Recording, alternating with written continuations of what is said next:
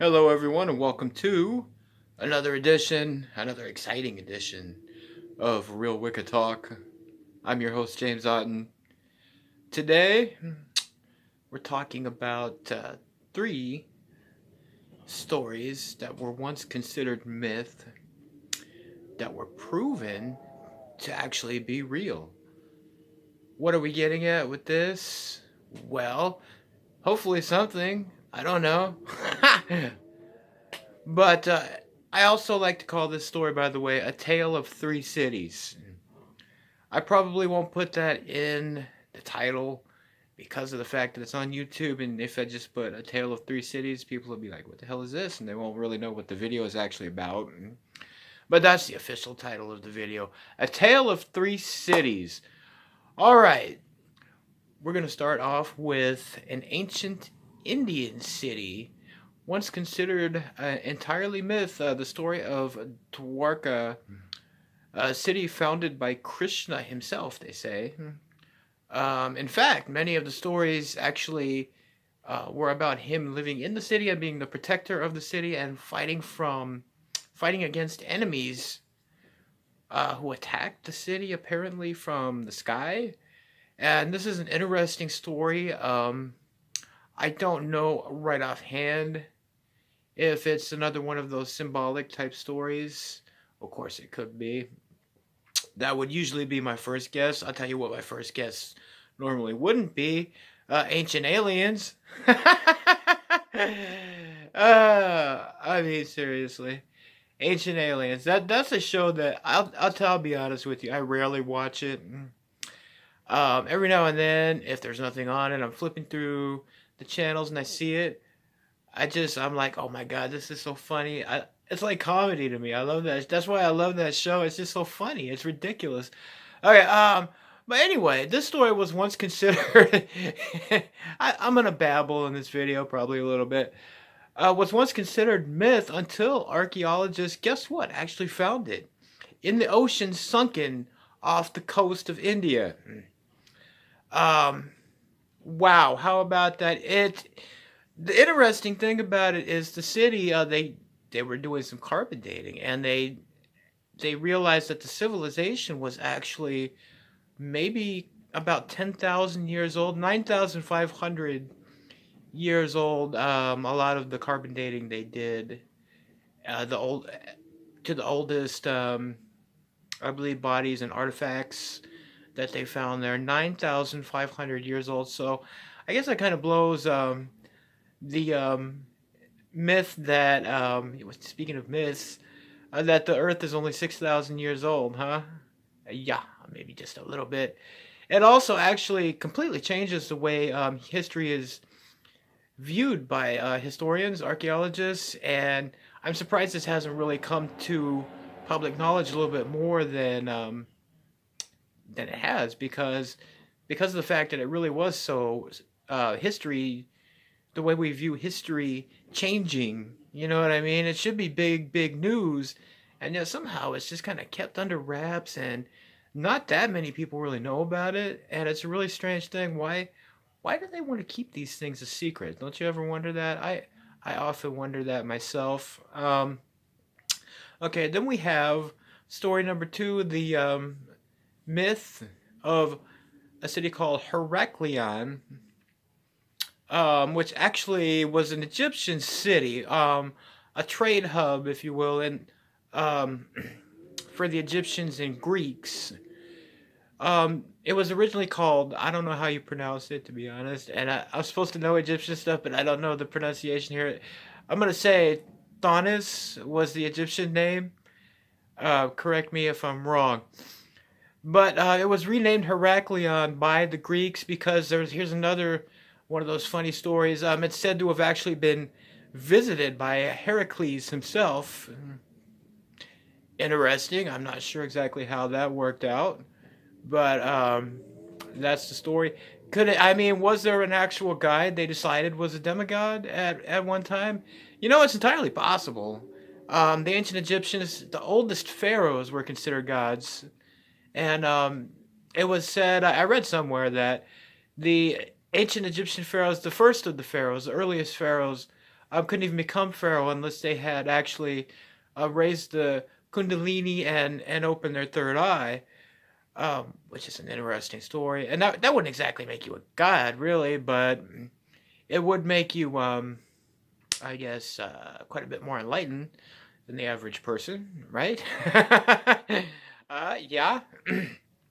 I think that did kind of fall off eventually, though, as they went more to bloodlines, descendants, and stuff like that. But that's a story that's always kind of fascinated me. Anyway, getting back to this ancient city, it was out in the ocean, somewhere between Egypt and Greece, obviously.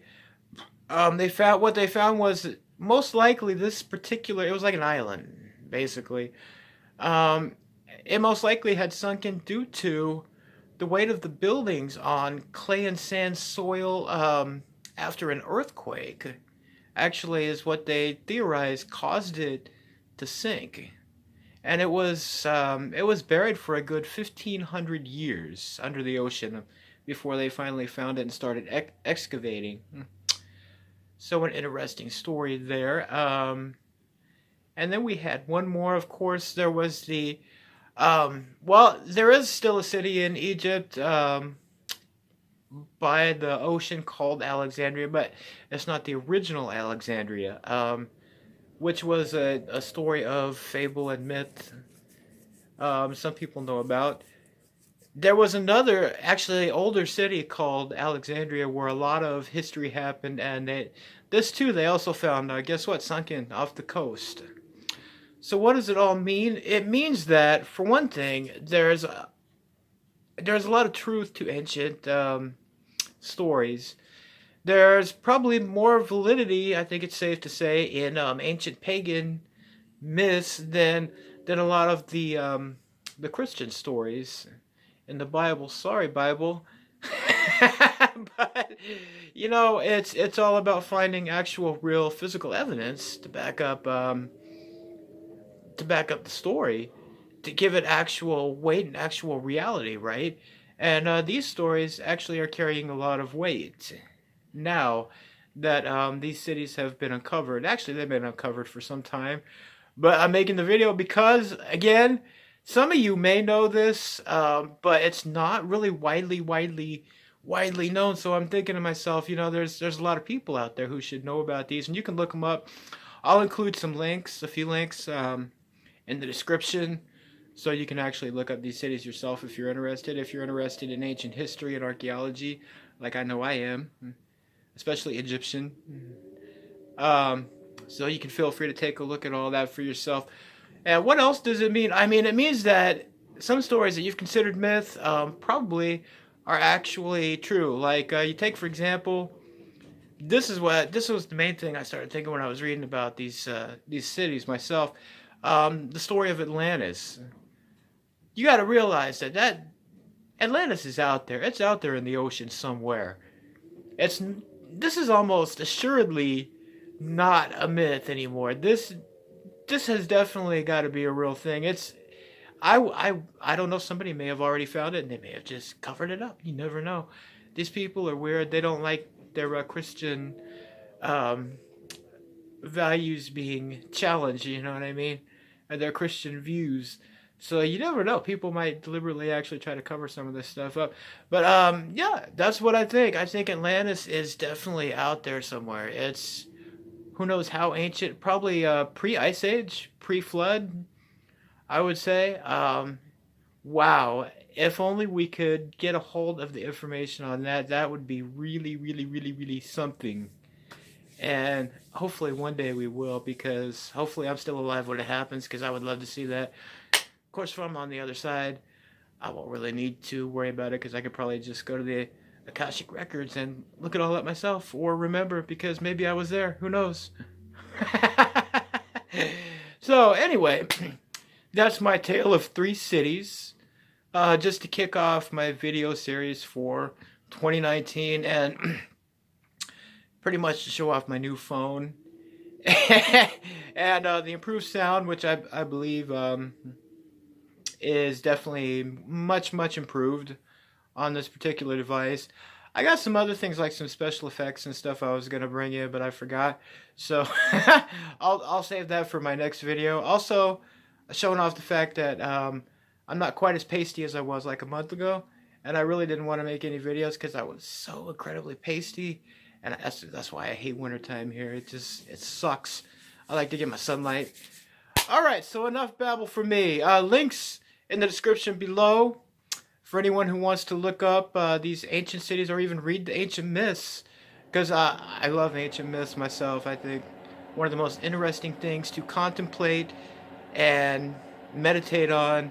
And you know, which by the way, I was going to mention also, people on TV who claim to be experts on historians and archaeologists, whatever, who say something, this is this, this is that.